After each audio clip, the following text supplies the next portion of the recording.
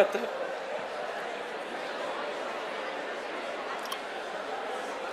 Good evening, and thank you all for coming. All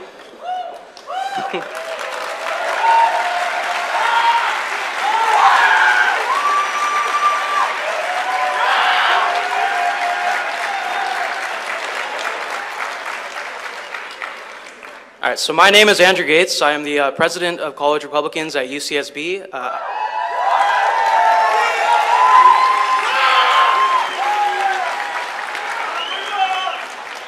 That's right. I am the bigot responsible for this huge crowd, and thank you all for coming.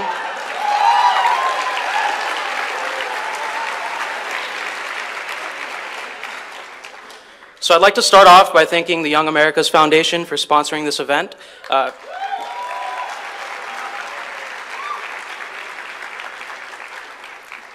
Without their support through funding and organization of the event and promotion efforts, hosting this talk would not be possible.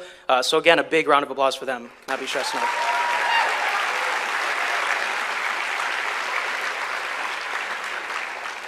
I'd also like to thank all the members of the College Republicans, many of whom weren't even on the exec board, who helped organize this event today, spending countless many nights, putting up flyers, making signs. Just big hand for them too, please.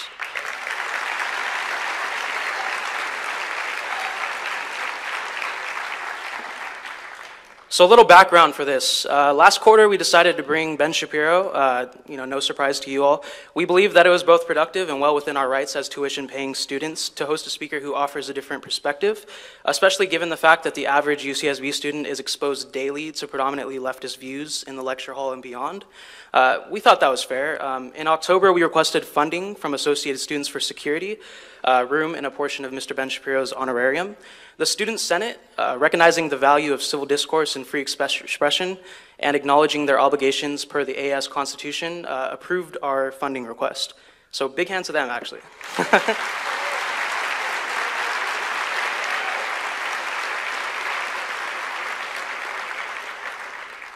Upon discovering that the Senate had approved our funding request, the UCSB Black Student Union decided to protest 3 Senate meetings, expressing why not only should our event be defunded, but why it should not be allowed to take place on campus, period.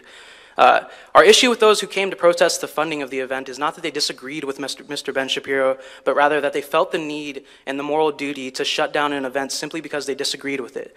They forget that we, College Republicans, and everybody who attended this event to hear Ben Shapiro speak, are also students of this university, and that universities were created with the aim of discovering truth, and that civil discourse and freedom of expression are indispensable norms that guide the project of truth-seeking. If either of these two things are jeopardized,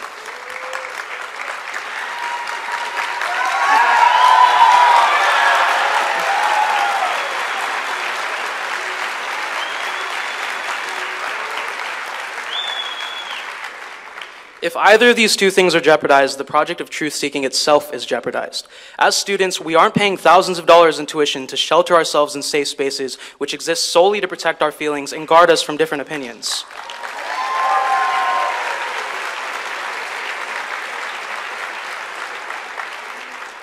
We, the students, are paying thousands of dollars in tuition in order to participate in the enterprise of pursuing truth. And a necessary consequence of pursuing truth is that one encounters views that one disagrees with. We reject entirely the left's attempt to infantilize this campus by promoting such childish and pernicious ideas. Although Mr. Ben Shapiro holds controversial viewpoints, he is not a troll. That is, he is not merely a provocateur whose sole purpose is to be offensive for the sake of being offensive. So, like some people, not gonna name him.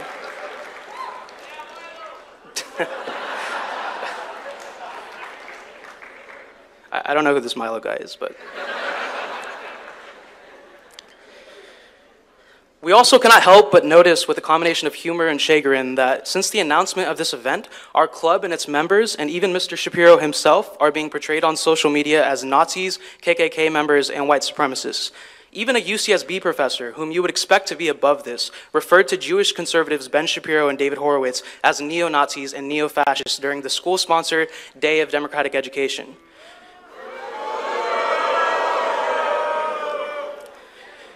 Now, this might come as a surprise to you all, but Nazis would presumably not look too favorably upon the prospects of hosting a Jewish speaker like Ben Shapiro. And white supremacists And white supremacists presumably would not look too favorably upon our all-Latino executive board of the College Republicans.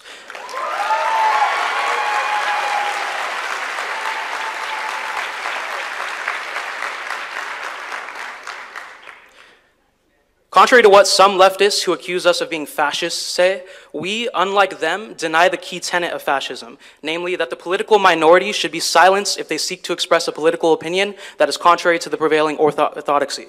And that's why tonight, not only will Shapiro be given a platform, but all students will be given one as well. Any student is free to come up to these mics, or this mic right here actually, and express dissent during the allotted Q&A session at the end of Shapiro's speech. So if you think Ben Shapiro is immoral, if you think he's irrational, if you think he's misguided or wrong on every count, you will have the chance to express such sentiments in the Q&A portion, because we do not want to censor different opinions.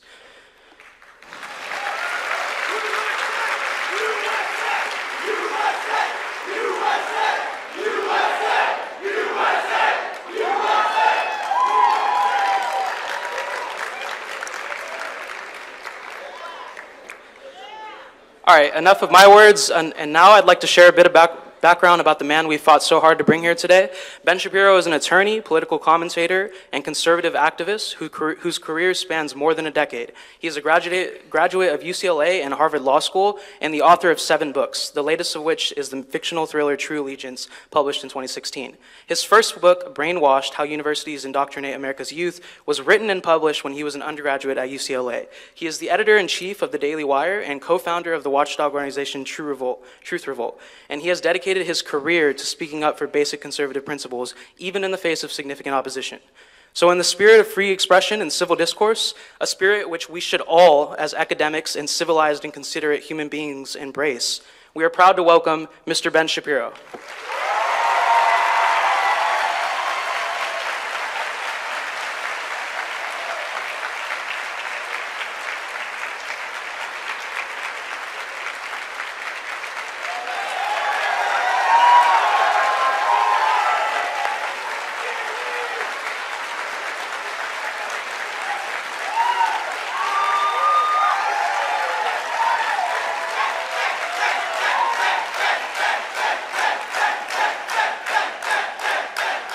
Thanks a lot.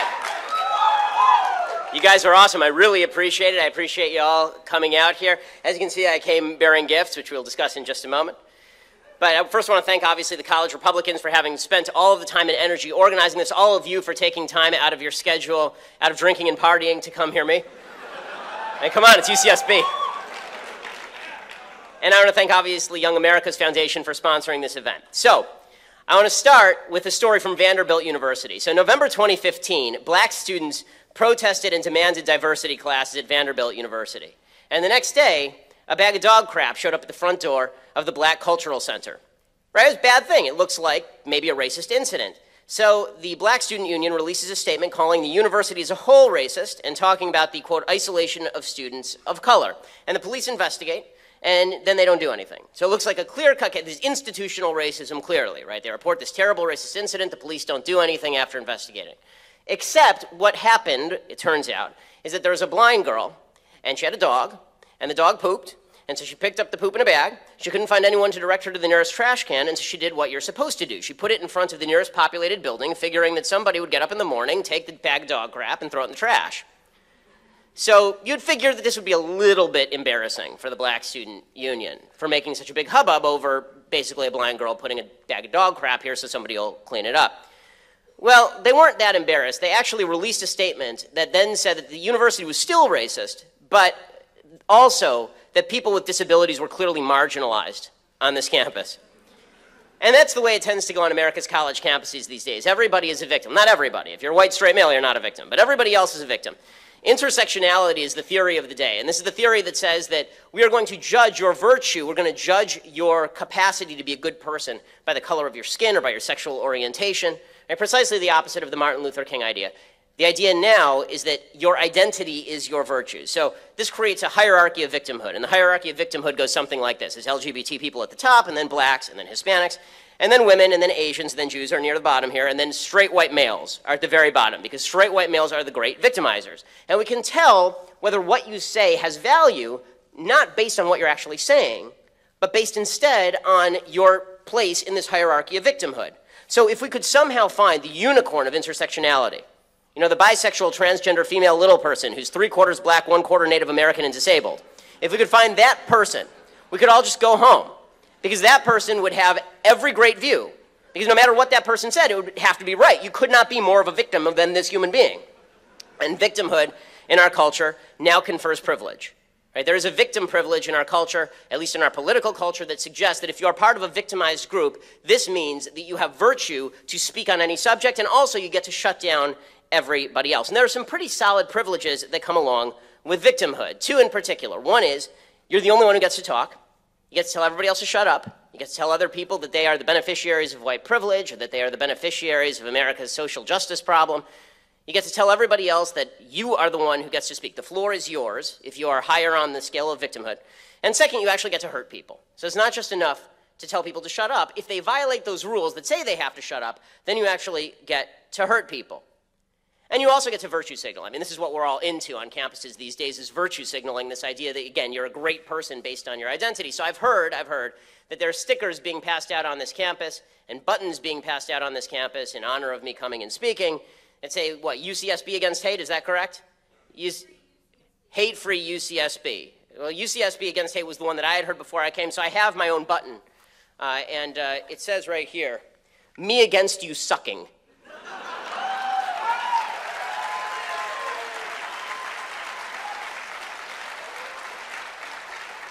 Because it turns out that facts are not hate.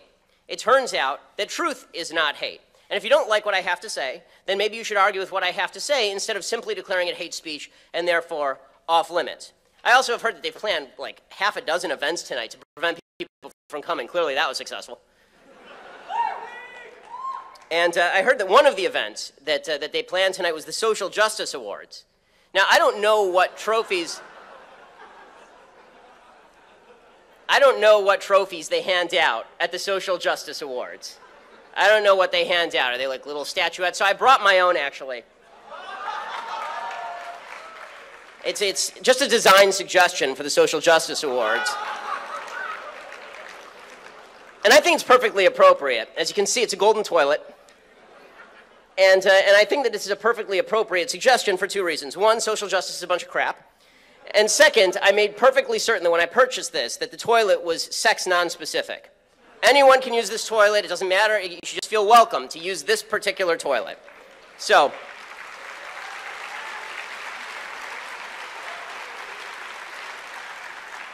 you know, personally, I'm just disappointed that I don't actually get to visit the Poetry Slam. You guys are having a Poetry Slam tonight. Nothing is more fun than a Poetry Slam, as we all know. I'm sure we got Keats and Shelley out there reading a verse about menstrual equality or some such nonsense. Well, when I talk about, you know, the violence that springs up from all of this, it's not just enough that it's fun to joke about the silliness of all of this, because it really is silly. I mean, we're going to be having questions, and let me say what I always say at my talks, which is, if you're on the left, I want you to go first. It's more interesting if we have an actual conversation, and all joking aside, I like having conversations with people who disagree with me, because sometimes we can actually reach some element of truth. I tend to think of politics sort of like two lines that are not parallel, and where they intersect, sometimes you can find some facts that you agree on, and so sometimes it's fun to go looking in search of those facts. But usually, or at least too often, the virtue signaling, the intersectionality philosophy, the snowflake philosophy suggests that things have to be shut down. And that's why you've had situations, I know, on this campus with a bomb threat at a past event. And I know that at UC Berkeley, there was obviously the riot surrounding Milo's speaking there. When I was at Cal State Los Angeles, there was a near riot there. I had to be rushed in by a cordon of 20 armed cops. I had to be rushed out by a cordon of 20 armed cops. All the students in this theater were basically trapped there. They were told to stay there until I left, until the crowd could dissipate, because they said they couldn't guarantee the safety of the students. When I was at Penn State, we had a serious security problem with people trying to bash in the doors while I was speaking and rush the room. Now, this sort of thing, unfortunately, is not rare enough. And that's not even taking into account campuses where the administration is completely unhelpful and actually wants to ban you, right? When I went to DePaul University, they actually banned me from DePaul University to the point where when I walked on campus, you can find the video online, it's actually kind of funny, because I'm standing there, and there's like an 8-foot Goliath security guy just standing over me, and he's saying, if you take one more step forward on this campus, we will take you away in handcuffs. And they'd actually brought the sheriff from Cook County there. He was sitting right there in the background, you know, gleefully smiling at me as he fingered his handcuffs. And he was ready to take me away in handcuffs. And this is all based on this idea that if your feelings are hurt, you get to shut down somebody else. And your feelings are inherently hurt if you're a member of one of these groups. At this university, perception of victimhood allows you to deface signs for this lecture. It allows faculty and staff to plan how to disrupt the lecture. As was mentioned, it allows professors to say things that are completely false, like I'm a neo-Nazi. Okay, you see this yarmulke? It means they ain't my people.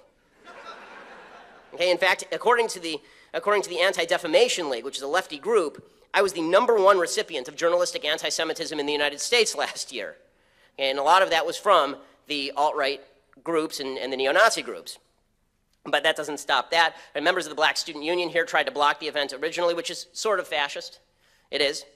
And apparently they complained that my criticism of the Black Lives Matter movement was making black UCSB students feel unsafe, unable to focus in class because they're too busy protesting this event, which, I mean, I guess that's as good an excuse as any for getting a C on your diversity studies essay.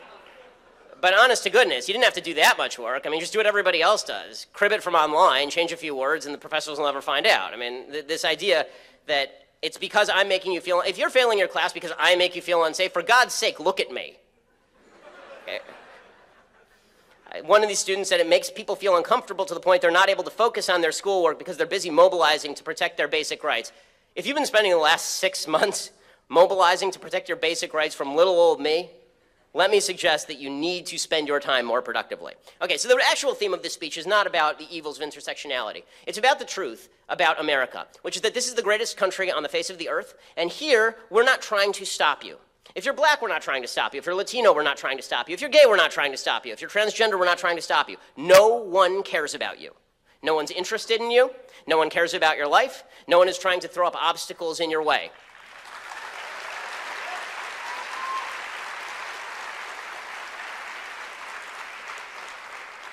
That's not to suggest there aren't isolated racists and isolated sexists and isolated homophobes and bigots. Of course there are. Of course there are. But the idea that the institutional society as a whole is out to get you is just plain false. And not only is it false, it's counterproductive and destroys your chances at success. Because if you imbibe the spirit that says that you're inherently going to fail, that anybody who says something who disagrees with you is going to cause you to be unable to study, and then you get a C in your diversity studies course, and now you can't go to the law school you wanted to, that's your own damn fault.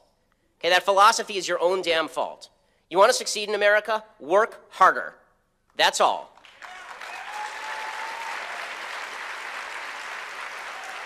So I want to start with the white privilege issue, because this is a big one that comes up on campus a lot lately, probably the biggest one. This idea that you are a victim inherently if you're not a white person, that the Constitution was built for white people, the Declaration of Independence was built for white people, Western civilization was built for white people, and therefore it inherently privileges white people above black people. This is stupid. It is stupid. It's tempting, but it's stupid. Okay, first of all, it is true, of course, American history is replete with racism, and some people are currently affected by racism in the past. You may not have inherited as much wealth if your parents lived under Jim Crow. Obviously, that's true. But we cannot fix that with more racism. Injustice does not solve injustice. Taking somebody else's property does not fix the problem that your grandfather's property was taken from you. We can't fix where we start in life, but we can fix where we're going. It turns out that if you don't want to be poor, permanently poor in the United States, all you have to do is 3 things. There's 3 things, according to the Brookings Institute. You can do all of these. They're very easy, right? Get married before you have babies, finish high school, get a job. That's it.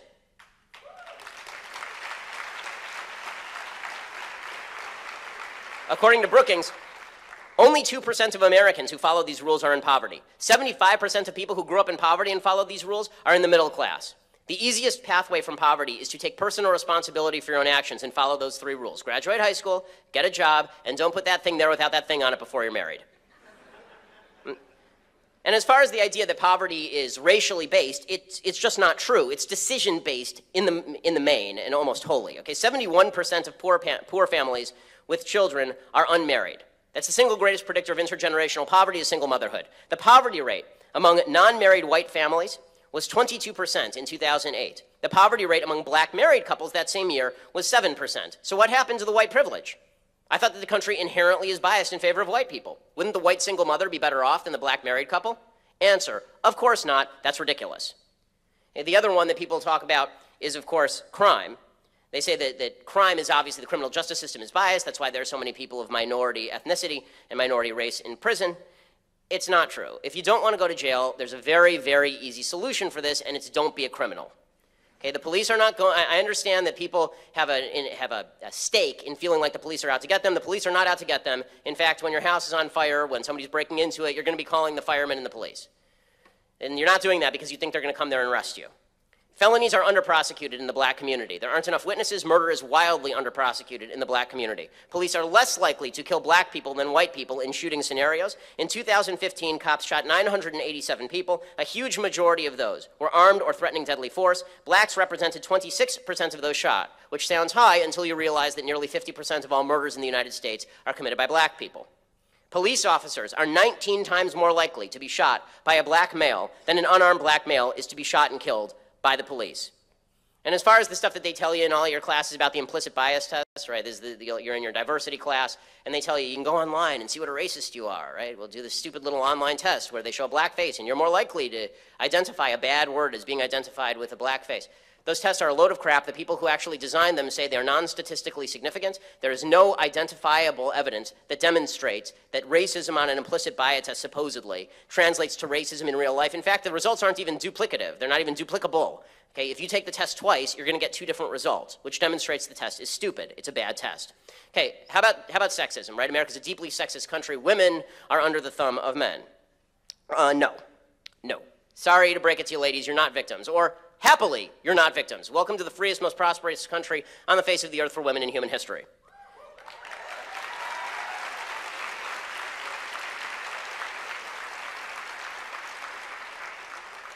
Now, before you start shouting about abortion and how we want to control your bodies and how I'm interested in your... believe me, ladies, I am not interested in your body. My wife's super hot. Okay. It turns out the only body part of yours that I'm interested in is the part that contains a baby. That's the part I'm interested in. I'm not interested in your esophagus. I don't care about your kidneys. They're all yours. Enjoy. Okay, the part that I care about is the part that contains the baby, because that is not you, that is a baby. That is a different human. You don't get to kill different humans just because they are inside your body. Okay, as far as the wage gap, this is the big myth that you hear all the time. Women are paid 72 cents on the dollar. It's almost worthless debunking this because it's so easily debunked. My favorite instance of the debunking actually happened during this year's Super Bowl. I don't know how many of you saw the Audi commercial in this year's Super Bowl. So Audi ran this idiotic commercial. And the commercial was this little girl driving around in a go-kart. And there's this deep voiceover where her father presumably is saying something like, "How am I ever going to tell my daughter that she is going to be living in a Mad Max hellscape for women? How am I possibly going to tell my daughter she'll never earn as much as a man just because she has a vagina?" And then at the very end of the commercial, they get into an Audi, and presumably this fixes things somehow. It's like, she's still going to be victimized, barefoot and pregnant in the kitchen, but at least she once drove in an Audi. So people tweeted at Audi after this, and they said, well, Audi, you pay your female employees less than you pay your male employees. And Audi immediately tweeted back, well, actually, that's not true. We pay them exactly the same if you take into account the number of hours worked and the job descriptions of the people. Right. Right. Okay, Time magazine found that in 147 out of 100 of the 50 biggest cities in the United States, women actually make on average 8% more than men. If they are single and childless and they're out of college and they have the same job description and work the same number of hours, they make more than men. You know, on college campuses, this idea that women are victimized, as a general matter is silly. Okay, 55% of all college students are women. 58% of all graduate degrees go to women. This idea that women are marginalized in the electorate, 54% of the electorate in the last election cycle was female. So if the patriarchy is winning, I'm just wondering why it is that they are the minority. And as far as the rape culture statistics, this idea that 1 in 4 women on campus are raped, rape is, as I've said many times in many settings, rape is, in my mind, the gravest evil, maybe graver than murder. I believe that rapists should be castrated or killed. Okay, I think that rape should be treated as...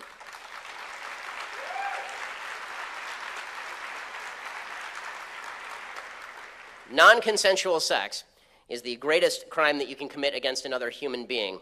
It's a crime not against their body only, but also against their soul and their value as a human being. That statistic is still a bunch of crap, okay? Not 1 in 4 women on campus are raped. If they were, your parents would be insane to send you here. I have a 3-year-old daughter, and I cannot imagine going, you know what? My daughter really wants her degree in poli-sci, but there's a 1 in 4 chance she'll be raped if I send her to that institution. So let's calculate the values here. Poli-sci degree, raped. Okay, no one would do that because it's just silly. The real statistic, according to the Bureau of Justice Statistics, from 1995 to 2002, there were 6 rapes per 1,000 per year on college campuses, which is lower than it is in the general population, actually. Okay, 6 per 1,000 is not the same, you may notice. For all the stats majors in the room, all the math majors in the room, 6 per 1,000 is not the same as 250 per 1,000. You know where that 250 statistic came from, that 1 in 4 statistic? It came from an opt-in survey where they asked women, have you ever been sexually assaulted? But they included in the definition of sexual assault things that we're not fond of but aren't rape. Things like, did someone try to kiss you against your will? Did someone touch you without your permission? Okay, I'm shocked that it's 1 in 4. I'm shocked it's not 9 in 10. I mean, how many times has a girl been on a date and a guy's gone in for a kiss and the girl's turned her cheek? Okay, the survey covers that. Hey, how about if you're LGBT, the idea that you're a victim in American society if you're LGBT? Well, the fact is that gay couples earn significantly more than straight couples in the United States. Men in gay couples make slightly less than men in straight couples, but women in gay couples earn a lot more than women in gay couples. Same-sex couples with both partners in the labor force make $8,000 more per year than straight couples. They're also typically higher educated. 46% of people in same-sex couples have college degrees. Only 1/3 of people in straight couples have college degrees. How about the idea that if you're in the United States, you're impoverished because of injustice, inequality, and privilege, and all the rest of this? Income inequality is actually not a huge problem in the United States. Okay, nobody rich is making you poor. The stupidity of the income inequality argument is the idea that just because I make a lot of money, I'm stealing it from you. I don't care about you. I've never taken anything from you. I will never take anything from you. In order for you to give me something, I'm going to have to give you a service in return. As I've said before, capitalism is about consent. Socialism is about non-consent. Capitalism is consensual sex and socialism is rape. Socialism is you get to take my crap.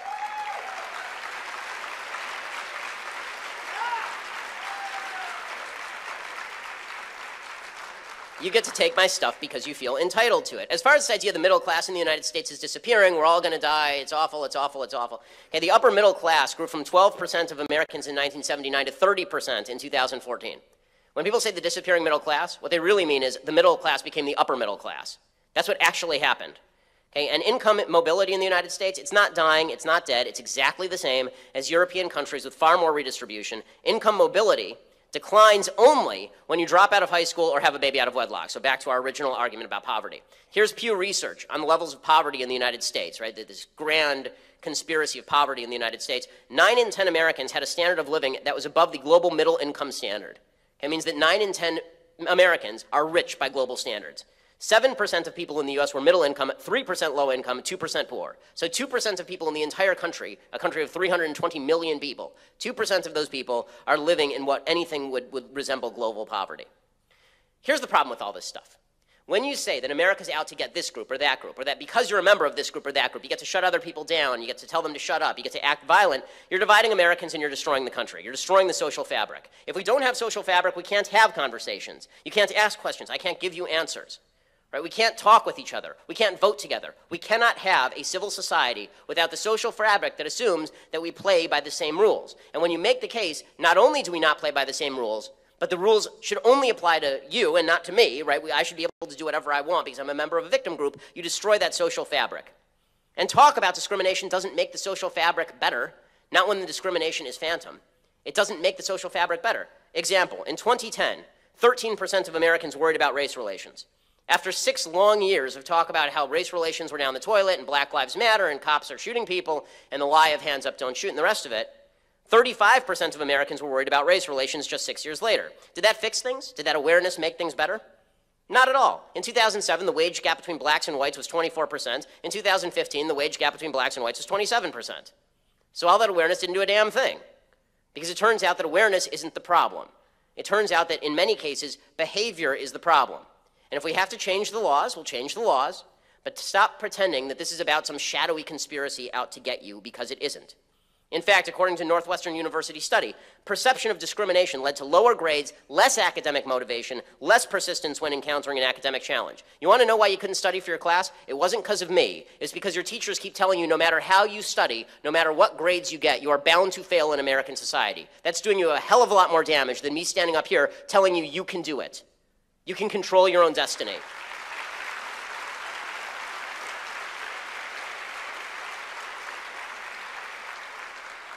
So here's the bottom line. Your life is in your hands. You can do whatever you want. This is America. No one cares. Do what you want. fly, let your freak flag fly. No one cares. Do whatever it is that you want to do. No one is out there to stop you. And I'll tell you what, if someone is out there to stop you, and you can show me evidence, and you can show any of us evidence, that that person is out there to stop you for any discriminatory reason at all, we will all stand with you. We will. We all want to be on the same side of this thing. What tears us apart is when you immediately assume, when people immediately assume that just because my skin color is different than yours, or my religion is different than yours, I must have an agenda that is adversarial to yours, and I want to destroy you. I don't. What I want is a country where we can all be free, where you don't have to care what I think and I don't have to care what you think, because we're all leaving each other alone, and all we care about is the maintenance of that freedom that was guaranteed to us by those evil white founding fathers who constructed the greatest system in the history of humankind. Thanks so much. Happy to take your questions.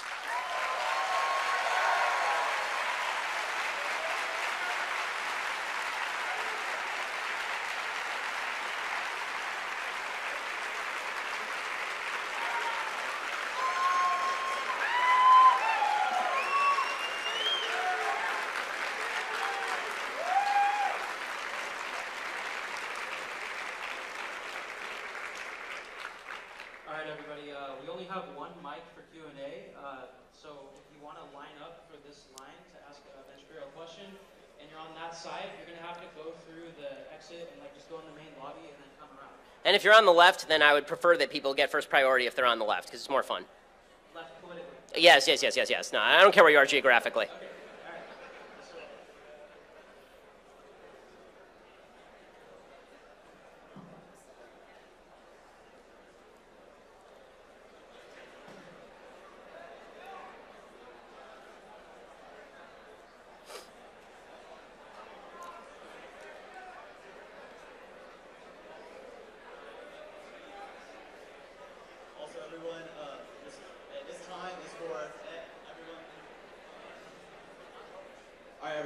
This time, just to remind everyone, is for Q&A.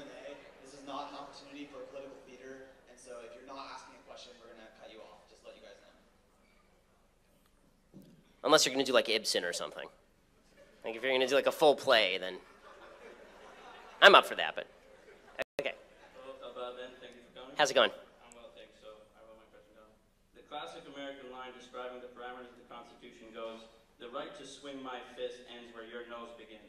Excluding real and present threats or danger, my question is, where does the fist of freedom of expression end and the nose of well-being of the individual or society begin? For example, in France and Germany, the nose has been defined by everything Nazi being illegal.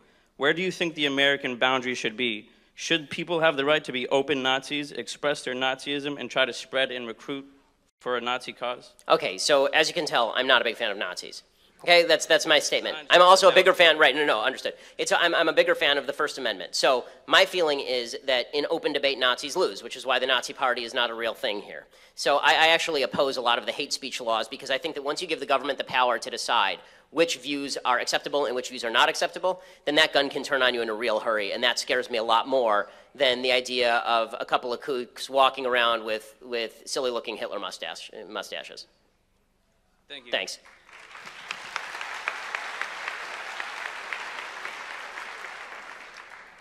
Hey, Ben. Thank you. How's it going? Pretty good. Is it okay if I ask like a couple, one or two questions? If they're brief, sure. I mean, they're big lines. So my biggest disagreement with you is that when you talk about institutional racism, I know you pointed out that there are individual instances of racism. Yes. But I definitely do believe that there is institutional racism. And the reason why I say that is because when you look at what the FBI released in 2006, where they said that white supremacists were invading the police departments, or when James Comey essentially said that there is a history of minorities being targeted by the police, and he says our history with minorities is not pretty. And then you also look at Supreme Court rulings where they say that certain governments, state governments in the United States are literally with surgical precision trying to limit the African American and minority vote. It begs the question, like, how can you say there's no institutional racism when these institutions themselves are confessing that we're doing these things? And yes, they're being checked at times, but these things are happening. So okay, there are a couple separate questions there because there are specific data points that you're mentioning there. You know, the 2006 FBI report, and then you're mentioning also the Supreme Court decisions on the Voting Rights Act and the rewriting of the Voting Rights Act. So as far as the Voting Rights Act goes, there is not a lot of evidence to suggest that black votes are being undercounted in southern states. It's just the evidence is very scanty there. Justice Scalia's, I think he wrote dissent in that case. Actually, it would have been the majority opinion in that case because they struck down the VRA. Is pretty telling and has a lot of countervailing data on that, so it's worth reading. As far as the idea of institutional racism, so here's my general view about institutional racism. When I say that there are individuals inside, I'm not saying individuals don't exist inside departments. I'm sure that there are some cops who are racist. The question is how do we fight, how do we fight racism? When we say institutional racism, the problem is there's no way for me to fight that with you because it's too vague. Yeah. So if you say a particular institution is racist and then demonstrate to me the evidence that the institution is racist, not that it's badly policed, not that it's incompetent, because there are police departments that are incompetent, but that there's actual motivated racism there, then we can do something about it and I'll stand right alongside you. But my problem is that when people say institutional racism, it seems to me a broad rubric under which they can subsume all complaints about American society or the cops. So you'll have situations where a black guy gets shot by the cops, and the first reaction is not, was the cop incompetent? It was the cop had to be racist because there's a white cop and a black guy. Right? And so what you've seen is the DOJ in some cases, like for example, Seattle Police Department, they'll say that there's institutional bias there, but then they'll provide no actual evidence of institutional bias. They'll just say a disproportionate number of black people were imprisoned or arrested by the police department. Well, is it possible that a disproportionate number of black people were criminals in Seattle? Sure. I mean, that's actually what they found in 1994. They thought that there was institutional racism at the Highway Patrol in New Jersey. There's a federal case about it. And what they ended up finding, they did a study that they then tried to quash, and what the study found is that they were actually under-profiling black people, that there were just more black people speeding in New Jersey. So the point that I guess I'm making here is that I like when, it's great that you're coming up and citing individual instances of data, and I want to look at each of those instances of data. I don't want to say that there's broad institutional racism in the United States, because you have to name to me the exact institution, and you have to name to me how it's spread throughout that institution, and it isn't just individuals within that institution, and then we can change it. Okay, so that's an institution that has racism. That's not the same thing as arguing there's institutional racism in the United States as a general rule, because that suggests that America is generally racist, which is something with which I disagree. So, yeah, I might agree with you that there are certain instances of America where it's not generally racist. But then in those cases where when we do discuss that racism in that institution, it's hard as a black person because you're then told that you cannot discuss this because you're calling out people. Like when you start talking about white supremacists in these organizations, not to say that all cops are white supremacists, but they are there. Like there are some that were invading, like you said. Right, and if you find the cop who's a white supremacist, again, I'm willing to stand by you. The problem is when you make blanket statements like there are cops who are white supremacists. I'm willing to say there are, but the percentage matters here. I mean, are we talking about 70%, or are we talking about like one guy? Right, so and that I think is the big debate here. And so that's why whenever I have these conversations, I try to narrow it down to what's the most specific thing we can talk about that we can solve together. Because I promise you, I will go out there with you and protest against a racist shooting. Like when Walter Scott was shot in South Carolina, I'm on your side, right? I'm on the side of the person who was shot because that was a terrible shoot. Everybody saw that was a terrible shoot. But when people say that what happened in Ferguson, Missouri with Michael Brown, when they say that it was hands up, don't shoot, that's white racism, there's no evidence of that whatsoever, and that was actually an attempt to get a cop on the basis of really bad evidence. So I think that it's incumbent on us to actually show our work. Instead of just saying institutional racism, let's go out and protest, let's find the specific instance and then we can solve it. Then we can solve the problem together. Last question. Yeah, sure. So essentially, yeah, because just to add on to that, like, so I do agree, but then oftentimes when we start protesting, when we start doing all these things, there is this general fear that there is this conversation where it's already looked at as and we're delegitimized because they say, okay, African Americans are just going crazy, black people are just going crazy, and all these things. And it's hard to have dialogue and conversation. I mean, if that happens, that's wrong. Yeah. I think that it depends on the nature of the protest. So my problem with the Black Lives Matter movement, as a general matter, to take an example, is that when you say things like Black Lives Matter, the implication is not the one that like other lives don't matter so much as it is the suggestion that there are a bunch of people, a broad swath of people in America who don't care about black lives. That's the implication, and I don't think that's true. I don't think that's true. I think that we all care about black lives, and I think that if the question were, what should we do about this particular shooting, that's one thing, but if the idea is that cops are shooting black people because black people are black people, I don't see any statistical evidence of a trend of that. So that's the problem with BLM. BLM tries to draw a trend from an anecdote. You want to protest the anecdote, I'll protest the anecdote with you. You want to protest the trend, you first have to identify to me statistically the trend exists. Okay. So, great, well, sorry, I don't want to cut you off, but I appreciate it. Okay. So yeah, I'll just finish off with this. So yeah, so I agree with, okay, so on the Black Lives Matter trend, yes, we do need to look at cases individually, and yes, we do need to, because sometimes there is this effect where you want to call racist immediately racism, and I agree with you, that's wrong. But I'm just saying that I feel like sometimes it becomes counterproductive when constantly when people are trying to defend these things and people are trying to fight these things, and automatically the conversation is shaped in such a way that we're these far out-right extremists or then we're far out-left extremists trying to... Right, and I think that the biggest problem when it comes to language, and I'll finish with this, I'm sorry, but yeah. I think that the biggest problem there is, as you notice, I keep trying to peg down as exactly as we can the instances that we're talking about and the language that we're referring to. And I think that movements have a hard time pegging that down. And you see that from movements all over the country. But when you make a claim as broad as American society doesn't care about the lives of black people, Black Lives Matter, a lot of people are going to get pissed at that, and I think they have a right to be pissed at that. Okay. Thank you, Ben. Thanks.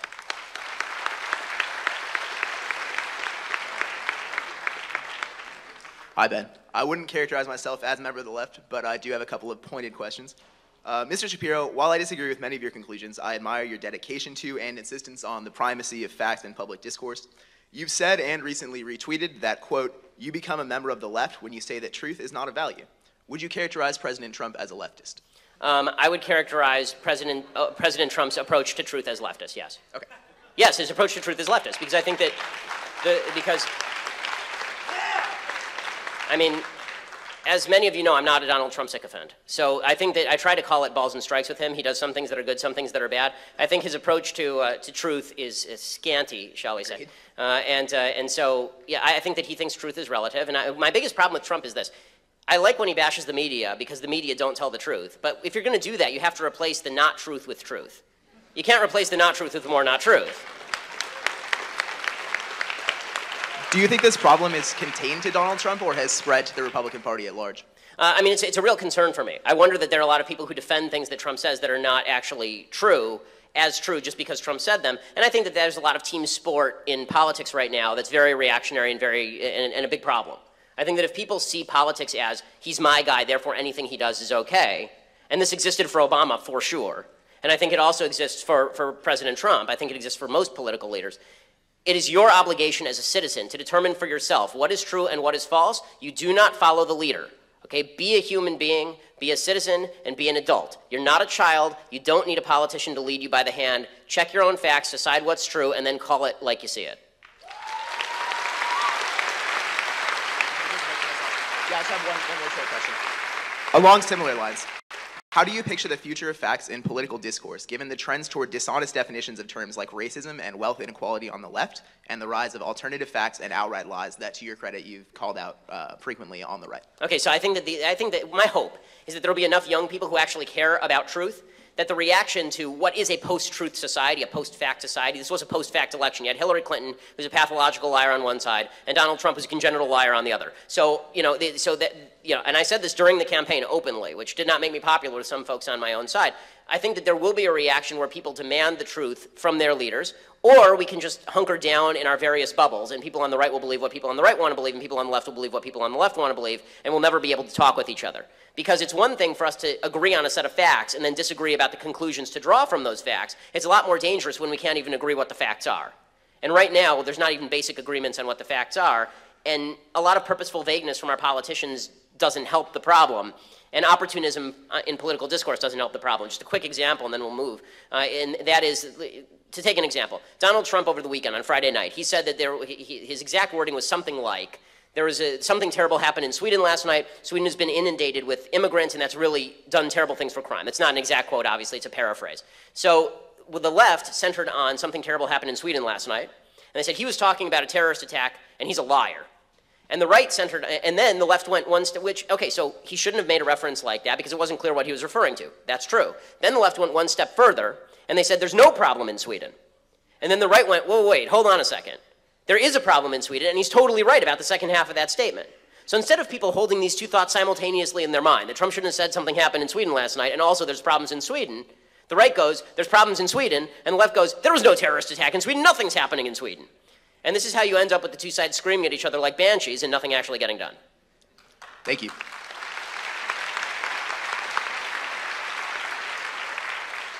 Hey, I just want to thank you for coming here. And I have a question that more relates to the second half of your discussions regarding capitalism and I guess like the current, this current status of upwards mobility present in America.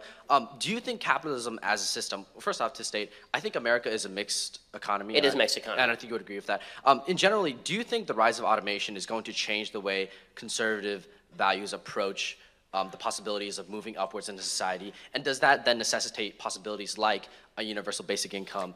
And if not that, then what other solutions? Yeah, so this is a great question, and I think it's becoming of increasing concern given the level of automation that's happening in the society. The vast majority of manufacturing jobs in the United States, contra Trump, have not been lost to Mexico and China, they've been lost to automation. Right? 85% of all those jobs have been lost to machines. So people are worried that machines will take over the world. So my particular perspective on this is that we have always worried that machines are going to take over the world. The Luddites were smashing the gears during the Industrial Revolution because they were afraid that the machines were going to take over the world and they were all going to lose their jobs. Okay, we never could, like there are certain things that we never would have imagined as jobs that are now full sectors of the economy. Like 40 years ago, if you wanted a cup of coffee, you went to a diner and got a cup of coffee for 5 cents. And now you have an entire massive industry dedicated to specializing in making you precisely your type of coffee. So until they make the replicator from Star Trek, that's the machine that makes other machines and magically makes all items they don't have a price and and they're all free. Once that happens, then universal basic income probably isn't even necessary. I mean, if you can actually just create everything with machines and everything is extraordinarily cheap, the price of everything drops near zero, and you don't need much income to live on. So there's that. I don't think we're there in the economy yet.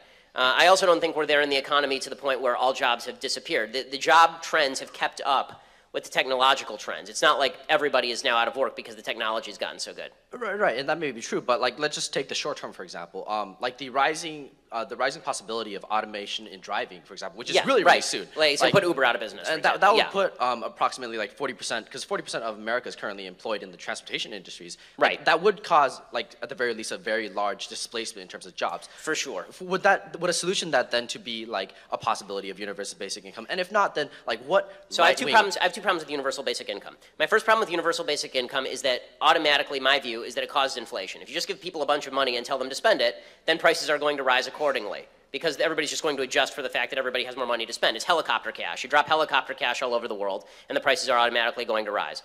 Well, the prices, the money would still be backed up by like physical goods, though, because robots are still the one producing those physical goods. So it's not like there's a right. And so then, but now you're getting back to my first point, which is that if robots are producing everything, then we're all cool, and who cares? They'll just keep producing everything forever, and we're happy. So then, I guess in your case, then so once the robots make everything free, then yes, I'm for universal basic income because everything's free. But until we have utopia and the robots make everything for free, there will be scarcity in the market. And as long as there's scarcity in the market, there needs to be a pricing system for that scarcity, because otherwise you're not going to produce more of that. You're going to produce less of it. So that's the basic economic point. And there's also like the general point, which is that a larger point to this automation, which is that a lack of jobs would lead to a lack of purpose. And then yes, no, it's totally true. But and so what I think is the question is whether there's a job lag, meaning people lose their jobs to Uber and then they just never work again, or is a job lag where they just find another job, but it takes a little while for them to adjust. And I think that the history of economics shows that we have not yet reached the point where jobs just disappear wholesale. Right? If once we reach that point, then we can start talking about other solutions that we have not considered yet, because then we actually are not living in a capitalist economy. And a capitalist economy is driven by the idea that there is scarcity of capital and labor and resource, right? Society. If there's no scarcity, then we're talking about utopia. So I pray to God that that future comes true and we have utopia and everything's free. That'll be wonderful. Until then, people are going to have jobs. All right, thank you. Thanks.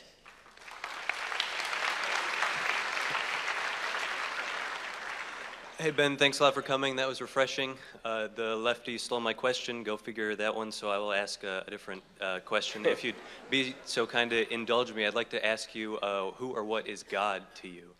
Who or what is God to me? Yes, and what role, if any, does that play? God's my man. I mean, it's...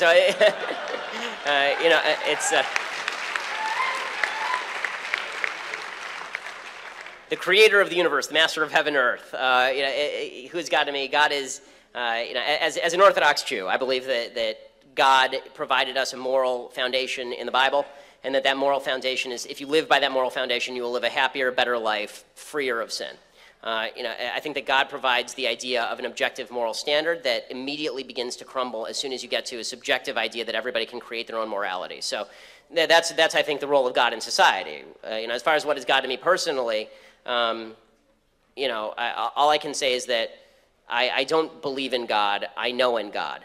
I don't just have faith in God. I have trust in God. And so that may not end up well for me, because it doesn't always end up well for people with faith.